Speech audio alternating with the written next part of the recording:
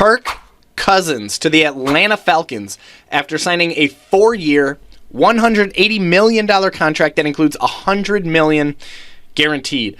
Let's talk about it. Let's talk about what that means for fantasy football. Let's talk about what that means for Drake London, Kyle Pitts, Bijan Robinson, Rondale Moore, Darnell Mooney. Let's talk about it. And let's talk about where that leaves the Minnesota Vikings. Where does that leave Justin Jefferson, Jordan Addison, TJ Hawkinson, Aaron Jones? Let's talk about it. Let's talk about all that and more right here on episode 13 of Inside the 20 by Basement Brewed Fantasy Football.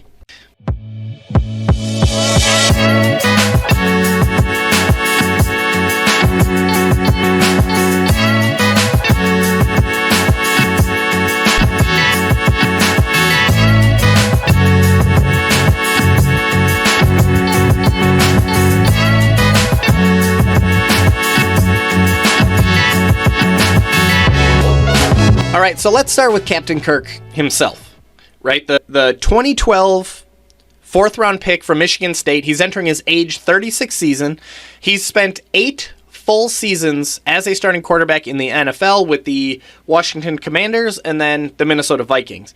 From a fantasy football standpoint, the guy he feels underrated. He feels underdiscussed every single year, especially when you look at his body of work and what he's done in fantasy football. He's been a top 15 quarterback in each of the 8 seasons that he has been a full-time starting quarterback in the NFL, 7 of which he was a top 13 quarterback in fantasy football.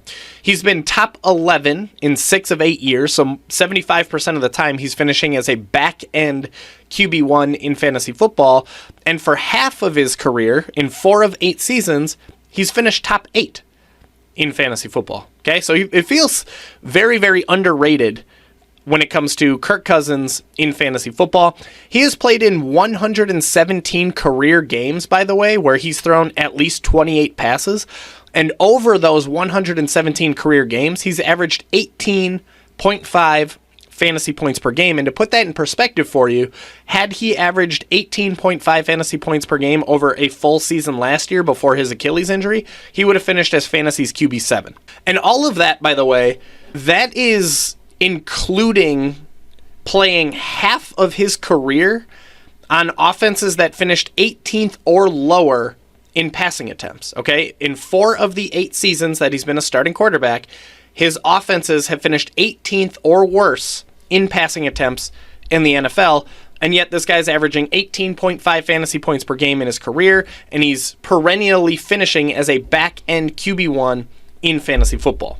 All right, so now Captain Kirk is headed south. He's going to be joining his 3rd NFL team in his career. He's going to be playing for the Atlanta Falcons, a team that basically pressed the reset button this offseason. They underwent a massive, massive makeover when you're looking at the players and the coaches that are in the Atlanta Falcons organization. They let go of Arthur Smith, the team's recent head coach, and they brought in Raheem Morris to be the team's new and old head coach. This is actually technically the 2nd time that Raheem Morris has been a head coach for the Atlanta Falcons. We discussed that in episode 2 of Inside the 20 by Basement Brewed Fantasy Football. We talked specifically about Raheem Morris coming to the Falcons, bringing with him Zach Robinson, the team's new offensive coordinator, and we talked in episode 2 about what that means from a fantasy football standpoint. If you want the details, if you want the thorough research, it's right here in episode 2.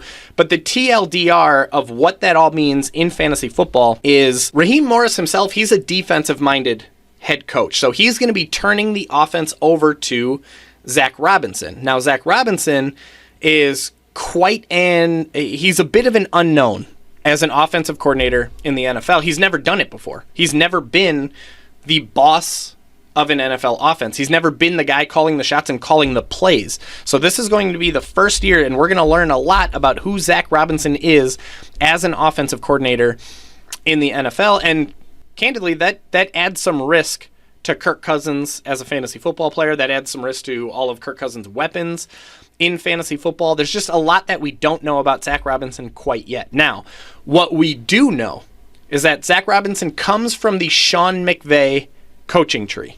It's a pretty good tree to all fall from. He spent 3 years as an assistant coach with Sean McVay and with the Los Angeles Rams before finally getting a chance as the team's passing game coordinator and quarterbacks coach in each of the last 2 years. So still not quite an offensive coordinator, but he was in charge of the passing game and he was the quarterback coach for the Rams in each of the last 2 seasons. Now, 2022 was a lost year, right? Matthew Stafford played in only 9 games. Cooper Kupp played in only 9 games. It's a really tough year to try and judge a coach on when basically they're losing all their pieces and all their players throughout the season. But when you look at 2023, which again, 2023 was last year, Zach Robinson was the passing game coordinator and the quarterbacks coach. And in that season, the Rams finished 14th in passing attempts, 10th in passing yards, and 15th in passing touchdowns.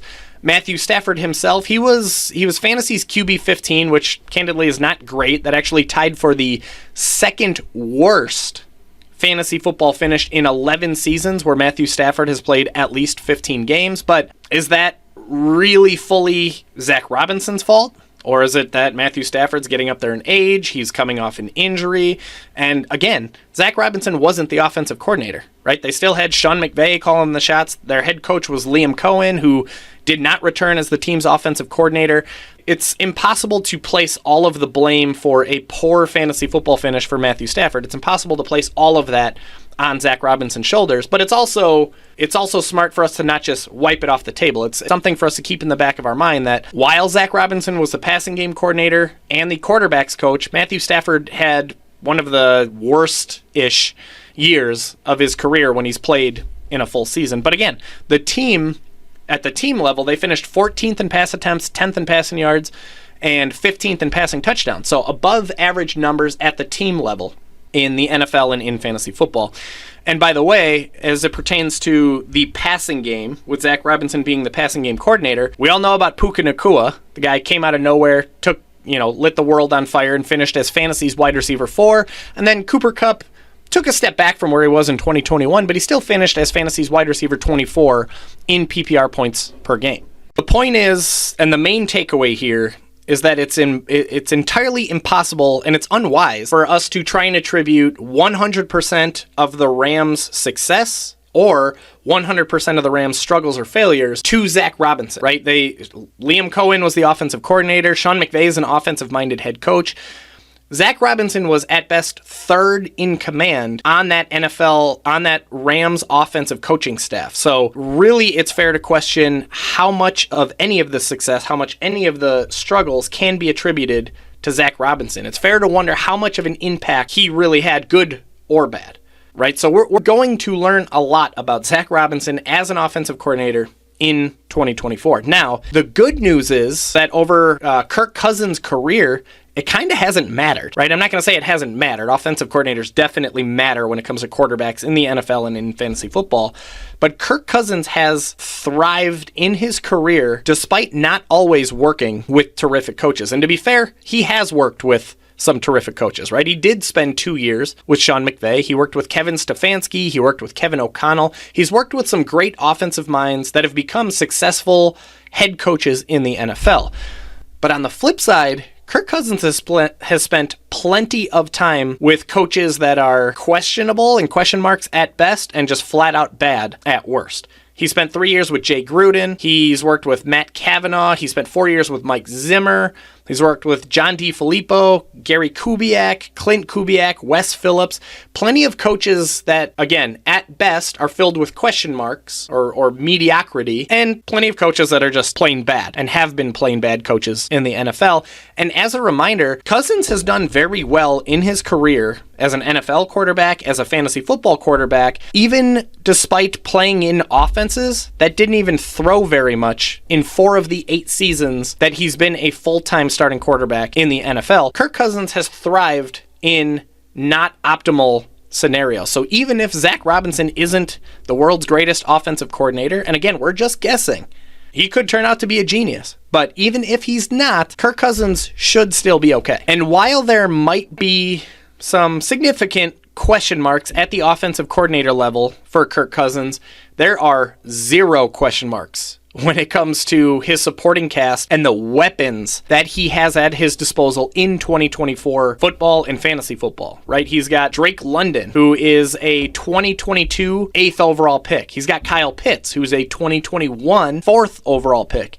He's got Bijan Robinson, who's a 2023 8th overall pick. The Falcons traded for Rondale Moore, a former second-round pick. They signed Darnell Mooney, who had some success in Chicago. Tons and tons of options, tons and tons of places for Kirk Cousins to deposit the football in 2024. Certainly zero question marks about the weapons that he has at his disposal this year. Really, when it comes down to it, the biggest and really the only concern for Kirk Cousins heading towards the 2024 season is the status of the injury that ended his season in 2023 when he tore his Achilles, and not just tore his Achilles, but he tore it on his back leg when throwing the football, the same leg that you would generate all of your power when throwing a football. It's the opposite of the Aaron Rodgers situation, by the way, where he tore the Achilles on his left leg, which is more of his lead leg, has nothing to do with the power that's going to go into the football. On January 25th of this year, Dr. Jesse Morse on Twitter said, and I'll just read this verbatim, "Don't just assume Kirk Cousins is the same exact QB after his Achilles tear that he was before the Achilles tear. That's not 100% guaranteed, especially since his throwing / power leg. It will be interesting to see if he loses any velocity and the ability to fit the ball into tight windows." Now, as for Kirk Cousins' availability and whether or not he's even going to be ready for week 1, I exchanged a few messages with Dr. Jesse Morse on Twitter right before recording this episode, and he said week 1 is definitely realistic. There shouldn't be much issues with Kirk Cousins playing in week 1. Again, it's going to come down to how effective he's going to be, given that the Achilles injury was on his back leg, his throwing leg. We should expect it to possibly hinder his throwing power, definitely hinder any mobility, not that Kirk Cousins ever had any mobility to begin with. But that is really the main and only question mark for Kirk Cousins heading towards the 2024 fantasy football season. But really what you want to know, and what I want to know, and what we're going to talk about right now is what Kirk Cousins going to the Atlanta Falcons, we want to know, what does that mean for the pass catchers? What does it mean for the running backs? What does it mean for the guys that we have been waiting to explode? What does it mean for them? What does it mean for Drake London, Kyle Pitts? What does it mean for Darnell Mooney and Rondale Moore? What does it mean for Bijan Robinson? That's what we want to dive into, and we're about to. But first, a really quick word from our sponsors. If you're new, are you a software wizard, a code ninja, a forge master, or maybe even just a mad scientist? Then come build your career ladder with Infinity Labs, an award-winning technology company, best place to work, and business of the year with best-in-class benefits and compensation. Visit i-labs.tech, that's i-labs.tech today, where you can learn more about Infinity Labs, our expanding national presence, and why the status quo has no hold on us. If you're new to Basement Brewed Fantasy Football, welcome, and thank you so much for being here. One of the main things you need to know about me moving forward as a fantasy football analyst is that I dive deep. I spend an ungodly amount of time researching basically anything that I want to know about, and my job is to bring that to you so that you have all the data and all the information to work with. So anybody who's listening that's listened before, they won't be surprised to know that I spent a pretty good amount of time digging into what Kirk Cousins has done for his pass catchers in fantasy football in all 8 of his full seasons as a starting quarterback in the NFL. And the TLDR of it is that Kirk Cousins has a career-long history of getting his guys the football, which should be music to the ears of anybody who's been waiting on Drake London, waiting on Kyle Pitts, and we're going to dive into it. Let's start out by going back to 2015, nearly a decade ago, when Kirk Cousins was the starting quarterback of the then Washington Redskins. And right off the bat, you'll find that Kirk Cousins was the quarterback responsible for the 2 best seasons of Jordan Reed's career as a tight end.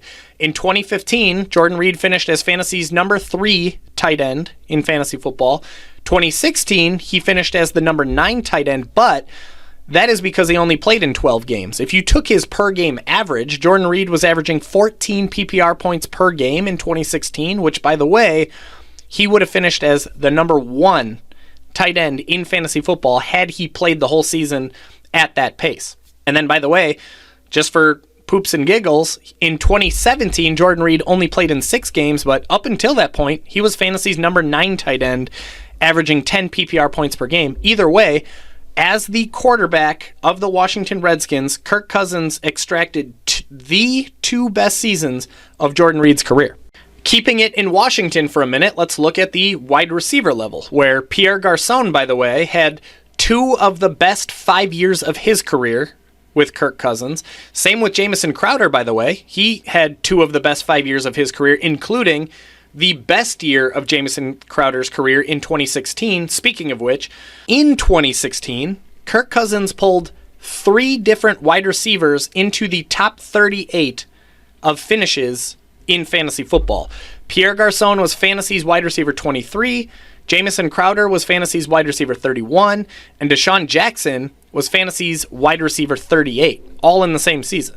And then going over to Minnesota, Kirk Cousins is responsible for plenty of success for his pass catchers during his time as the starting quarterback for the Minnesota Vikings. Kyle Rudolph, a tight end just like Jordan Reed. Kyle Rudolph had 2 of the best 5 years of his career with Captain Kirk. Adam Thielen had 3 of the best 4 years of his career with Captain Kirk, including, by the way, each of the best 2 seasons that Adam Thielen ever had in his career, finishing as fantasy's wide receiver 7 in both 2018 and 2020. And speaking of 2018, Captain Kirk supported 2 top 10 wide receivers and a top 7 tight end in the same season. Adam Thielen was fantasy football's wide receiver 7 in 2018. Stephon Diggs was wide receiver 10 in 2018. And Kyle Rudolph was fantasy's number 7 tight end in 2018, all in the same season. You look at 2020, and Kirk Cousins was once again responsible for 2 different top 10 wide receivers in fantasy football. Justin Jefferson was fantasy's wide receiver 6. Adam Thielen was fantasy's wide receiver 10 in 2020. You look at 2021, Justin Jefferson was fantasy's wide receiver 4. Adam Thielen would have been fantasy's wide receiver 14, a high-end wide receiver 2, had he not missed 4 games with an injury. And 2021, by the way, that was the first year that the Minnesota Vikings moved on from Kyle Rudolph, thrusting Tyler Conklin into the team's number 1 tight end role. And Kirk Cousins is responsible for career highs across the board in every receiving statistical category in Tyler Conklin's NFL career. He finished as fantasy's number 16 tight end in fantasy football in 2021, which might not sound great on the surface, but when you recognize that the guy was thrust into the TE1 role and then set career highs, still currently to this day, career highs across the board in every receiving statistical category, and instantly becoming streamer viable in fantasy football, all of which happened in 2021. So once again, Kirk Cousins getting his top 2 receivers the football and his tight end the football, even not having Kyle Rudolph. Then you move into 2022. Justin Jefferson was fantasy's number 1 overall wide receiver. TJ Hawkinson was fantasy's number 2 overall tight end. And Adam Thielen played his age 32 season and still finished as fantasy's number 30 wide receiver in fantasy football, all of which happened in 2022. So just to quickly recap what Kirk Cousins did for his pass catchers in Minnesota for the 5 full seasons that he was the starting quarterback, Justin Jefferson has been a top 6 or better wide receiver in each of the 3 full seasons he played with Captain Kirk, including the number 1 finish in 2022.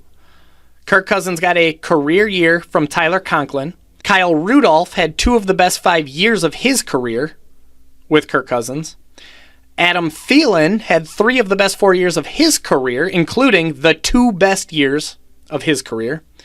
And then you got TJ Hawkinson, right? Kirk Cousins and TJ Hawkinson only played 18 full games together, but during that time, TJ Hawkinson averaged 13.7 PPR points and 8.6 targets per game, scoring 6 touchdowns along the way. And by the way, had TJ Hawkinson averaged 13.7 PPR points per game last year, he would have finished as fantasy's number 4 tight end. Okay? So career numbers from Kyle Rudolph, Justin Jefferson, Tyler Conklin, Adam Thielen, TJ Hawkinson. We even saw some great performances from Stephon Diggs back in the early days of Kirk Cousins going to Minnesota. No matter where he goes, he gets his guys the football. Now, just to recap the full body of work, because it's important to emphasize what Kirk Cousins has done for his pass catchers as a starting quarterback in the NFL. In 2018, 2 different wide receivers finished inside the top 10. In 2020, 2 different wide receivers finished inside the top 10. In 2021, 2 different wide receivers finished inside the top 14. In 2022, Justin Jefferson was Fantasy's wide receiver 1. Jordan Reed finished as the number 3, number 9, and number 10 tight end in fantasy football. Kyle Rudolph finished as Fantasy's number 7 and number 14 tight end. And TJ Hawkinson finished as Fantasy's number 2 tight end in 2022, averaging 13.7 PPR points per game and 18 tries with Kirk Cousins.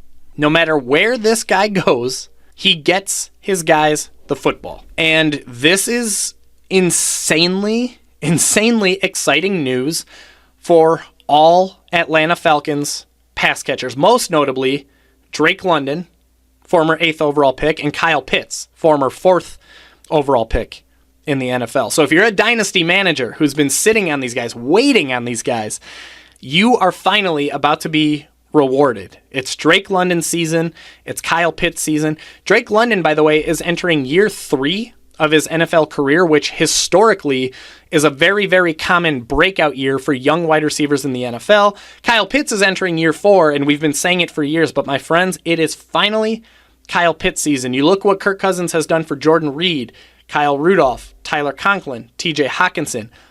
It is finally Kyle Pitts' season. It's Drake London season. Now, where things are going to get a little bit interesting, though, is that wide receiver 2 role in Atlanta, because it's not a clear-cut answer right now. It could be Rondale Moore, who they traded for, and it could be Darnell Mooney, who had some success as in the wide receiver 2 role in Chicago for a few years. We don't know yet who that is going to be. So that's a really good reason to keep it locked on to Basement Brewed Fantasy Football. Hit that subscribe button, because we're going to stay on top of this all summer long. But either way, whoever lands that wide receiver 2 role in Atlanta, it's wheels up for them in 2024 fantasy football drafts. Ultimately, I want to draft as much of this Atlanta Falcons offense as I can get in 2024 fantasy football, cost permitting. And I'm especially targeting guys like Rondale Moore and Darnell Mooney in the late rounds of fantasy football drafts, especially in best ball leagues, where you don't have to predict when a player is going to have a big week versus when they might take a back seat and let a big week pop for some other pass catcher in that offense. If you're not familiar with best ball leagues, I posted an evergreen episode in episode 10 of Inside the 20 by Basement Brewed Fantasy Football, talking about what they are, who would love to play them, where to play them, when to play them. But the TLDR is that in best ball, you don't set lineups. You don't have to predict when a player is going to have a good week, when they're going to have a bad week. If a player has a good week, you automatically get those points. If they have a bad week, that player's automatically on the bench. You don't have to make those predictions. So I want as many of this Atlanta Falcons offense in best ball as I can get, because there are so many mouths to feed, which could lead to some week-to-week inconsistency beyond Drake London and beyond Kyle Pitts. And by the way, Kirk Cousins coming to Atlanta, that's low-key big news for a guy like Bijan Robinson, where he might not be as needed in the passing game, though don't let that deter you. The guy's still going to get his targets because he is such a weapon in the passing game.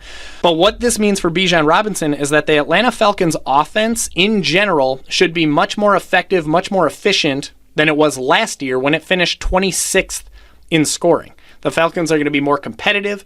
They're going to move the ball easier. They're going to be more efficient. They're going to have more scoring opportunities. They're going to have positive game script. They're going to be ahead on the scoreboard more often. Bijan Robinson is going to get plenty of volume, whether it's early in the game or killing the clock in the second half of the game. And with Kirk Cousins on offense and all of these other weapons, Bijan Robinson should get plenty scoring opportunities in the Atlanta Falcons offense in 2024. Very, very within Bijan Robinson's range of possible outcomes that he finishes as fantasy's number 1 running back in all fantasy football. Now, what about the Minnesota Vikings? What are they going to do now that they're forced to turn to a brand new signal caller after half a decade of Kirk Cousins. What are they going to do at quarterback, and what does it all mean for their skill position players in fantasy football? Let's talk about it. For starters, as of right now, as of this recording, right, April 8th, 2024, we don't know yet who their week 1 starter is going to be. Right now, it's Sam Darnold at the top of the depth chart after signing a 1-year, $10 million contract, but it doesn't mean it's going to stay that way over the next several months before we kick off in September. The Vikings also have draft picks 11 and 23 in this year's draft, and they've also been tied to some interesting trade rumors involving Kyler Murray. Now, obviously, Kyler Murray to the Vikings, that would be a best-case scenario for Vikings pass catchers, but those rumors are just that. They're nothing more than just rumors. We'll see if anything comes of that. Either way, in all likelihood, Kirk Cousins' departure it's just bad news. It's bad news for all Viking skill positions players. It's bad news for Justin Jefferson, Jordan Addison, TJ Hawkinson. It's even bad news for their new running back, Aaron Jones. For what it's worth, if you're desperate for a sliver of optimism, if you're a Justin Jefferson manager, Sam Darnold did pepper DJ Moore with 118 targets in 12 games with the Carolina Panthers in 2021, averaging nearly 10 targets per game. So, again, if you wanted some optimism that Justin Jefferson is still going to get the ball, there's your sliver of hope for Sam Darnold. To be clear, I say that somewhat jokingly, because much more importantly than any of that, regardless of who plays quarterback for the Minnesota Vikings in 2024, Kevin O'Connell is a terrific head coach. He's an above-average head coach in the NFL. Even going back to his days as an offensive coordinator with the LA Rams, Kevin O'Connell's offenses have finished top 11 in scoring in each of the last 4 seasons. They've been top 12 in pass attempts in each of the last 4 years, including 3rd and 4th in pass attempts with the Vikings. They've been top 13 in passing yards in each of the last 4 years, including top 6 in each of the last 3, and they've been top 4 in passing touchdowns in each of the last 3 years. So Kevin O'Connell's schemes, schematically, his offense should work wonders in getting Justin Jefferson the football, keeping him very much in play as a wide receiver 1 in fantasy football, regardless of who the quarterback is. Justin Jefferson should get his. Still, it's crystal clear at this point that Kirk Cousins works wonders for his pass catchers in fantasy football, and the Vikings just lost that. There's no way to color Kirk Cousins leaving as a good thing for Vikings pass catchers. It's just not. So, unless the Vikings get Kyler Murray or Sam Darnold suddenly turns into that stud quarterback that, quite frankly, I was expecting coming out of the 2018 draft, it's more than fair for us to expect a step back for Justin Jefferson, although, again, do not panic entirely. But yes, it's fair to expect a step back, potentially a dramatic step back for guys like Jordan Addison, TJ Hawkinson, those guys that come after Justin Jefferson. And quite frankly, the opposite of what we said about Bijan Robinson, this Kirk Cousins leaving is not good news for their new running back, Aaron Jones, either, because if the offense is going to take a significant step back, they're going to be less effective at moving the ball. They're going to have less scoring opportunities. It's going to be much harder for Aaron Jones to score points in fantasy football if the offense is just straight up not as effective as it would be under Kirk Cousins. And again, this is all just as of right now, as of this recording, which is April 8th of 2024. Obviously, there's going to be a lot that changes between now and when that first football is kicked in September. There's a lot of question marks that need to be answered between now and then. All the more reason for you to keep it locked on to the Basement Brewed Fantasy Football YouTube channel and or the Basement Brewed Fantasy Football newsletter, which you can join using the link that we left for you in the show notes. If you enjoyed today's episode, there's a lot more where that came from. We've been spending the last several weeks talking about NFL coaches and players that have changed teams and what that means for fantasy football heading towards 2024. We've talked about Stephon Diggs, Zach Moss, DeAndre Swift, Tony Pollard, Joe Mixon, Austin Eckler, Marquise Brown, Keenan Allen, Calvin Ridley, Derrick Henry, Saquon Barkley, Josh Jacobs, and several other coaches and players that have changed teams this offseason, what that means for 2024 fantasy football, all of which is covered inside the 20 playlist on the BBFF YouTube channel. And of course, Assuming you don't want to miss out on this type of content moving forward all year long, including, by the way, some really, really exciting upcoming NFL draft, NFL rookie content, then it costs you absolutely nothing to smash that subscribe button and keep it locked on to the Basement Brewed Fantasy Football YouTube channel. That is all for now, but come back on Friday, April 12th at 4 p.m. Central, where I'm going to sit down and go live with film guru John Chapman, and we're going to discuss incoming NFL rookies, the NFL draft, and what that's going to mean for 2024 fantasy football.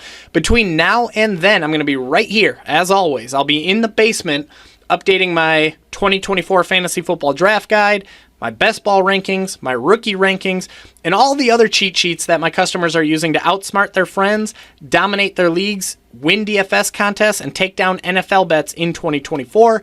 I'll see you on the fantasy football field on Friday, April 12th, 4 p.m. Be there or be square. Cheers. This brew's for you.